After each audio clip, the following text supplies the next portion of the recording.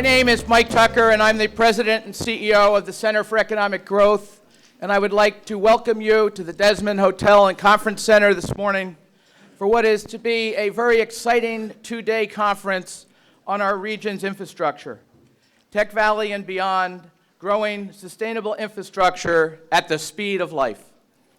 As the region's 11-county economic development organization, CEG focuses on growing existing companies, attracting new business and investment, and preparing the region for growth. At our annual meeting last week, we focused in on our new strategic plan initiatives. And the three pillars of those initiatives are workforce and education, entrepreneurship, and infrastructure.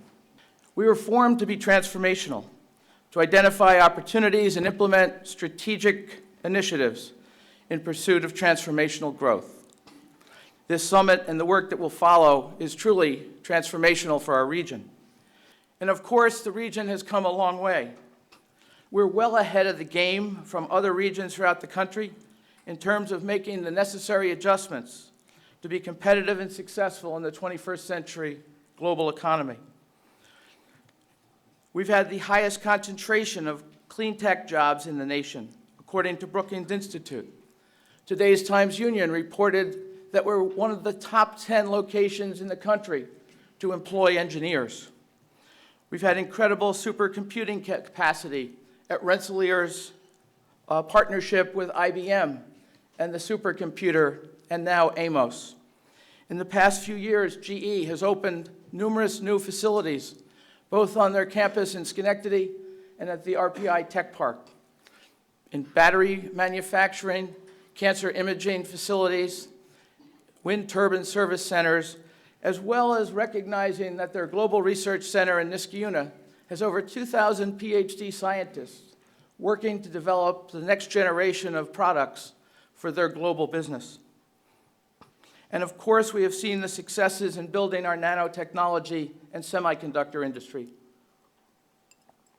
With International Semitech, with Global Foundries, with Project Azalea, which is one of the reasons we're here, to prepare for the future of this tremendously strong cluster built around the tremendous public-private investment that we have seen at the College of Nanoscale Science and Engineering.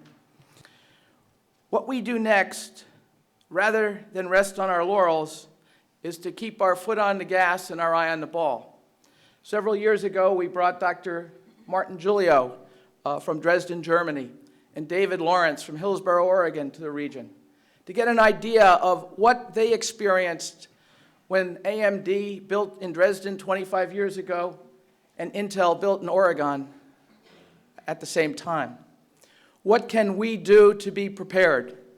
Dan Armburst, the president of International Semitech, has often said the region is at a tipping point where people will have to be here because others are here. This summit is about creating a platform that allows us to make the smartest decisions possible about where to allocate our investment, a platform based on communication, collaboration, and coordination. We've had some great minds on the agenda from the national stage and from our own backyard who will help to inform our work. We live in a global competitive economy, but we are on that world stage, and we need to be prepared for our future. We will emerge as a more cohesive, collaborative region with renewed energy and vitality. And we thank you so much for making the commitment to be here with us today. It's now my pleasure to introduce to you Cheri Warren, the Vice President of Asset Management and the Innovation Officer for National Grid.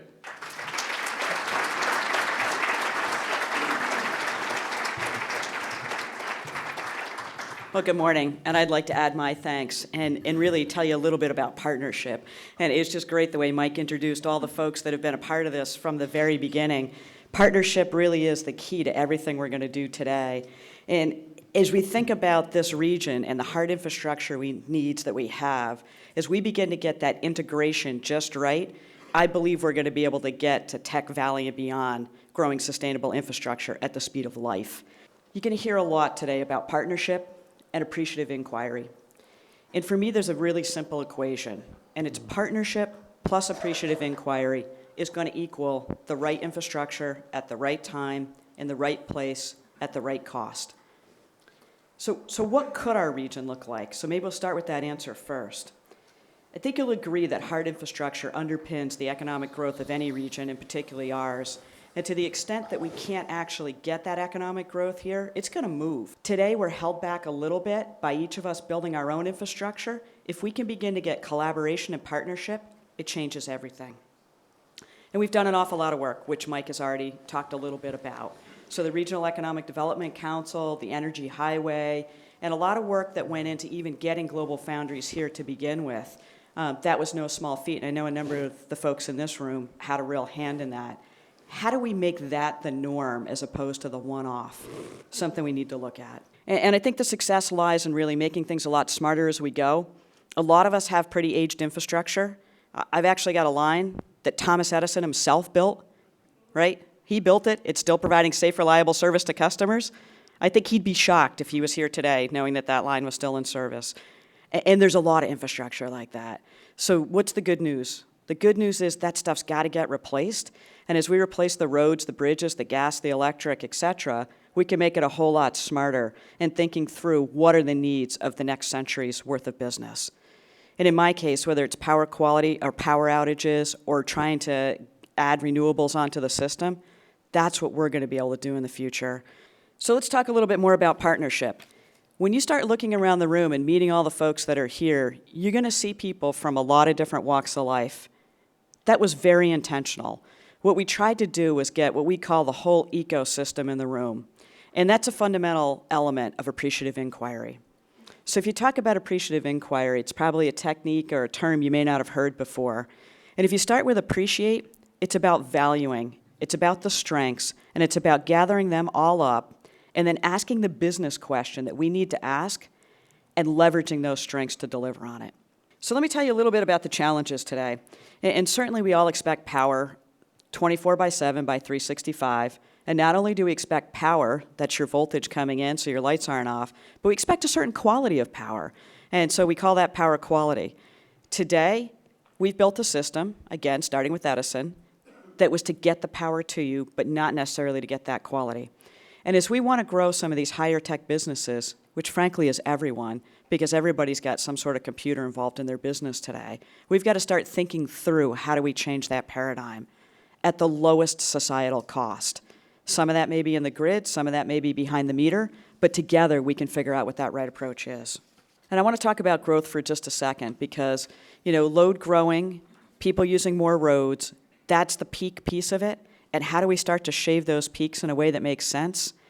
That will be another economic driver for us. So the roadmap's hardly straightforward. It's actually quite confusing, but I'm quite convinced that with the group in this room, we're going to be able to find that way forward to start moving things at the speed of life. So with that, I'd like to say, will you join me in this collaborative effort? And hopefully together at the end of 2 days, we're going to come out with maybe 10 or 15 ideas that together we'll implement that'll fundamentally change our region. Thank you.